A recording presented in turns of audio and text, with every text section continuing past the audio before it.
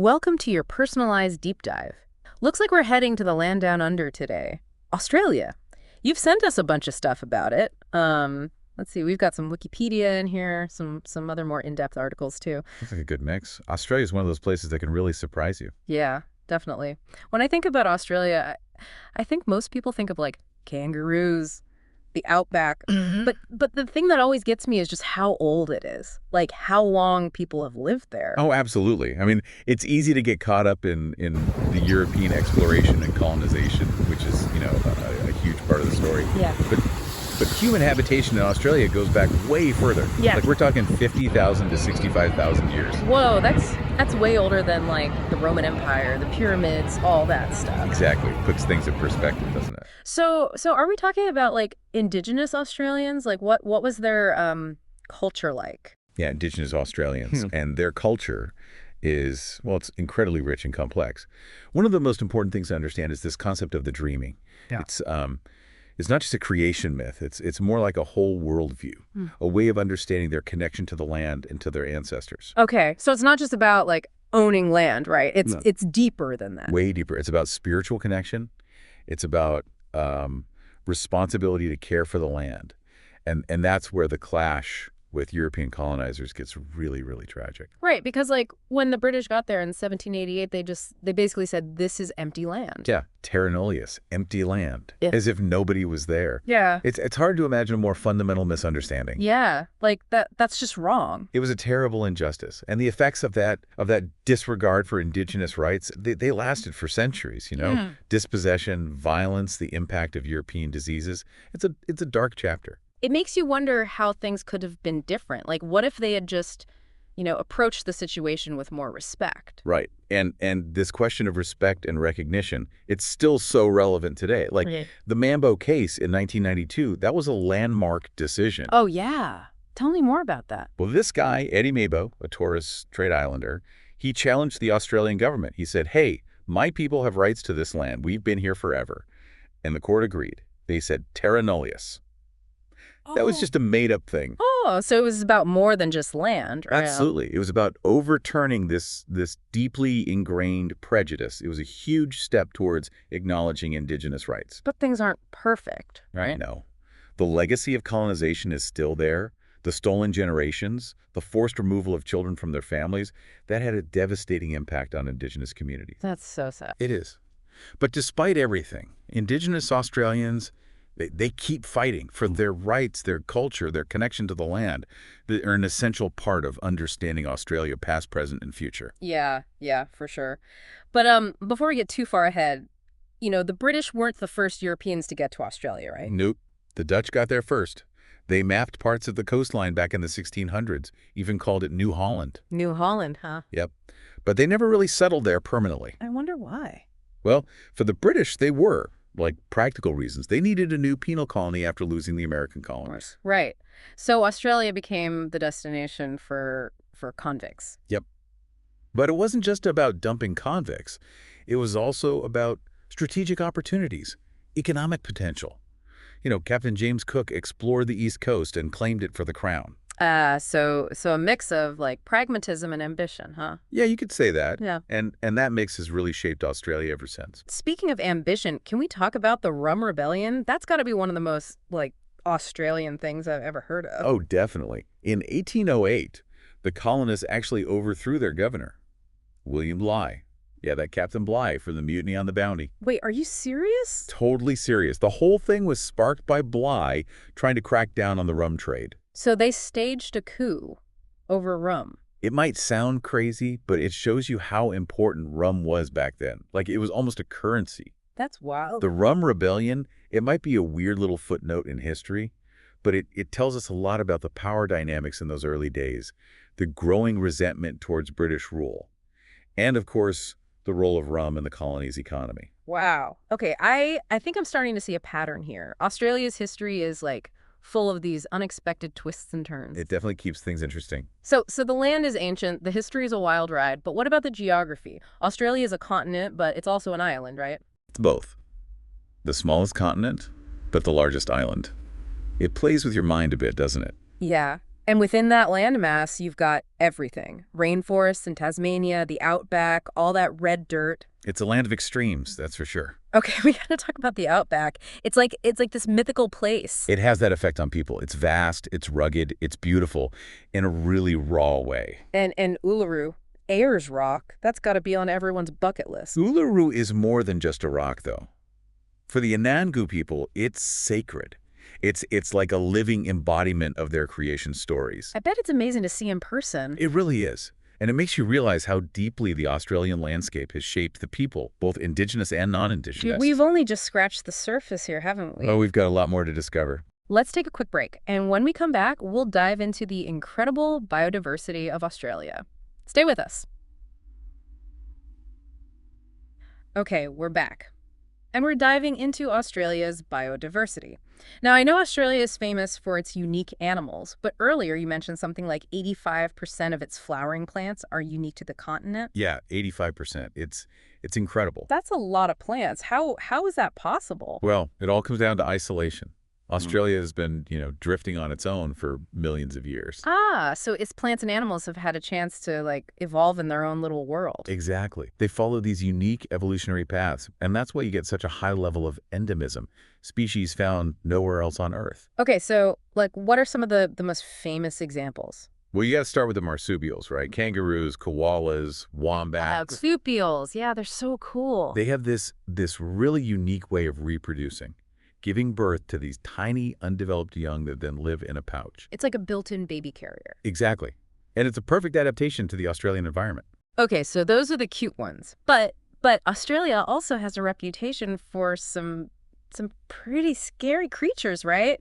All the venomous snakes and spiders? Oh, yeah. Australia definitely has its share of venomous creatures, but, they're just part of the ecosystem. I mean, you got to be careful, right? Of course, you need to be aware of your surroundings. But honestly, statistically speaking, you're more likely to be injured by a horse in Australia than by a snake or a spider. Really? A horse? Yeah, it's all about perspective, right? That's true. But speaking of threats to the ecosystem, one of the biggest challenges facing Australia's biodiversity is introduced species, isn't it? You got it. Introduced species have had a devastating impact on native ecosystems. Yeah, I've heard about the rabbits and cane toads. They've just gone crazy, right? They've caused a lot of damage. But the real villain, the one that keeps conservationists up at night, is the feral cat. Feral cats? Really? Yeah. See, native Australian animals, they evolved without cats. So they don't have any defenses against them. Oh, so it's like they're sitting ducks? Pretty much. And the result is that feral cats are decimating native populations. That's really sad. It's a huge problem.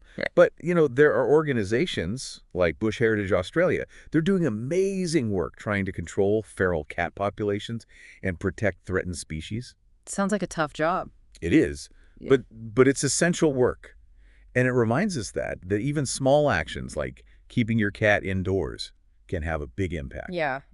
Okay, so we've got ancient plants, unique animals, and now these introduced species throwing everything off balance. It's a delicate balance, that's for sure. It makes you wonder how they managed to govern such a vast and diverse country. Well, Australia's political system is actually pretty interesting. It's a bit of a hybrid, a federal constitutional monarchy and a parliamentary democracy. Okay, that's a lot of big words. I know, right? Essentially, it means that Australia is a federation, like 6 states and 2 mainland territories. Okay. So, each state has its own government. Yep, they have their own parliaments, their own laws, all that. And then there's a federal government on top of that. Exactly. The federal government handles things like, defense, foreign affairs, currency. Makes sense. So where does the Queen fit into all of this? Yeah, yes. The Queen. So technically, the Queen of Australia is the head of state. But she doesn't really get involved in the day-to-day stuff. She's represented by a governor general. So it's like she's there in theory, but not really in practice. Pretty much. It's more symbolic than anything else. Okay. It's a bit confusing, but I think I'm starting to get it. It takes some getting used to. Yeah. But, it's worked pretty well for Australia. They've had a stable democracy for a long time. Yeah, that's impressive. And speaking of democracy, I got to ask about something you mentioned earlier, compulsory voting. Oh, yeah. That's a big one. So, everyone has to vote. That's right. It's the law. Wow. I mean, I can see how it would lead to higher voter turnout, but I also wonder if people see it as an infringement on their freedom. It's definitely a topic of debate. Some people argue that it forces people to vote who don't really care or aren't informed. Others say it's a civic duty, ensuring that everyone's voice is heard. It's a tricky one. It is, but it's a reflection of how seriously Australians take their democracy. Okay, so we've talked politics. Now let's talk money. Australia's economy seems to be doing pretty well. Yeah, they've weathered a lot of global storms pretty successfully. What's their secret? Well, a lot of it has to do with natural resources. Australia's got tons of them: iron ore, coal, gold, natural gas. So they've been riding the commodities boom. Yeah, that's been a big factor. Yeah. But there's a growing awareness that relying solely on resource extraction isn't sustainable in the long run. Makes sense. What are they doing to, like, diversify the economy? Well, they're investing in renewable energy, technology, high-value manufacturing. And of course, the services sector is already a huge part of the economy: finance, tourism, education, healthcare. Right. So they're not putting all their eggs in one basket. Exactly. They're trying to adapt to the changing global landscape. But I mean, every country has its challenges, right? What are some of the economic headwinds Australia's facing? Housing affordability is a big one, especially in the major cities. The cost of living can be really high. Yeah, I've heard about that. It's tough for young people to get a foot on the property ladder. It is. And then there's, rising income inequality, Yeah. making sure the benefits of economic growth are shared fairly. These are issues that a lot of countries are grappling with. It's a global trend, unfortunately. But, despite its overall prosperity, Australia still has pockets of poverty and disadvantage. There's always work to be done. Yeah, that's true everywhere. And speaking of global trends, we can't ignore the elephant in the room: climate change. Climate change is a huge issue for Australia. They're already feeling the effects in a big way. Yeah, the bushfires, the droughts, it's scary stuff. It is. And there's a lot of debate about how best to respond. Some people want a rapid transition to renewable energy, while others are worried about the economic impact of phasing out fossil fuels. So it's a tough balancing act. It is. But the one thing that's clear is that climate change is a reality for Australia, and it's going to require a collective effort to address it.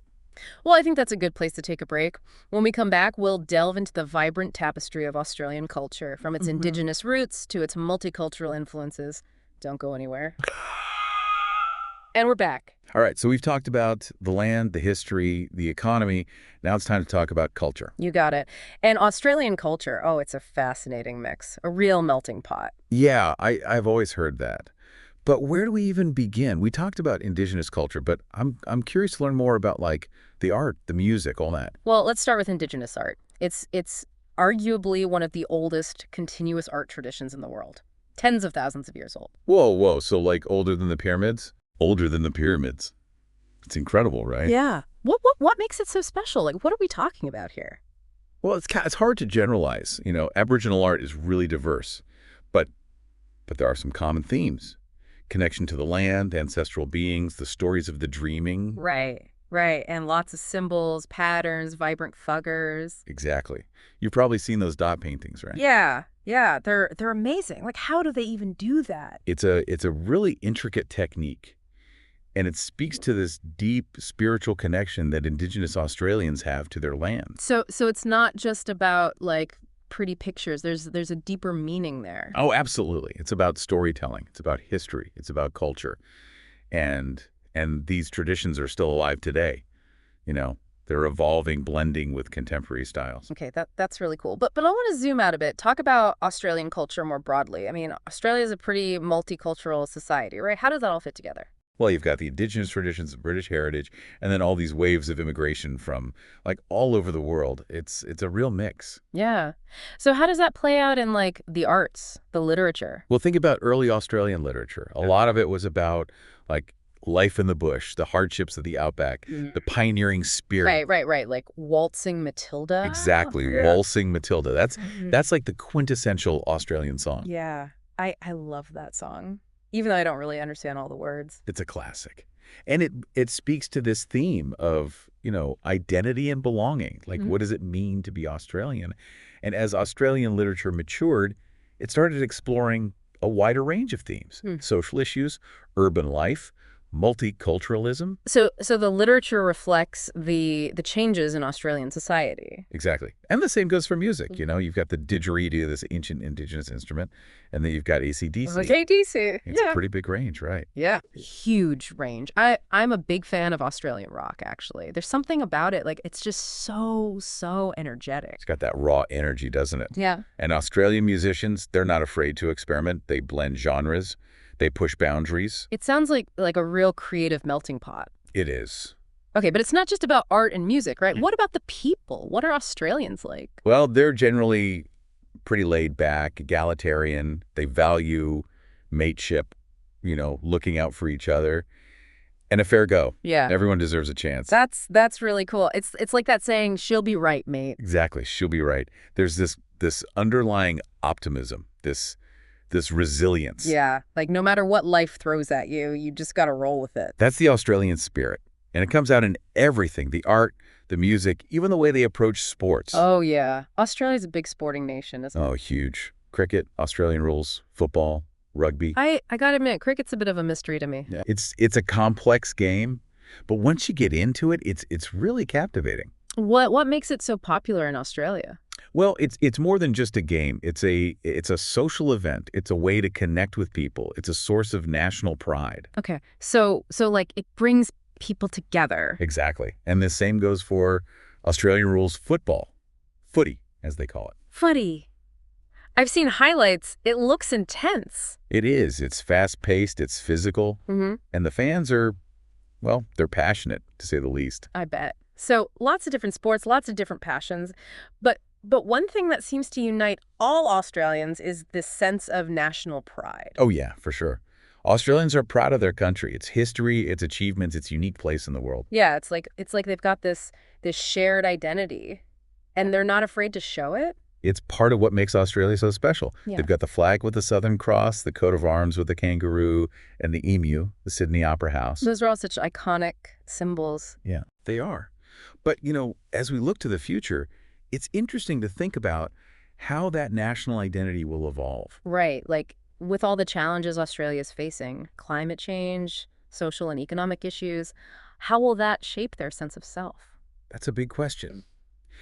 But I think Australia's got this resilience, this optimism, this willingness to adapt, and those qualities will help them face whatever comes next. That's a really good point. Well, I think that about wraps up our deep dive into Australia. We covered a lot of ground. We did. From the ancient past to the present, and even a glimpse into the future. We talked about the land, the wildlife, the history, the culture, the economy, the politics. It's been quite a journey. It has. And I hope you, the listener, have come away with a better understanding of this truly amazing country. It's a land of contradictions, of surprises, of beauty, of challenges. And it's a country that's always evolving. Exactly. So thank you for joining us on this deep dive into Australia. We'll be back soon with another topic to explore. Until then, keep learning, keep exploring, and keep diving deep.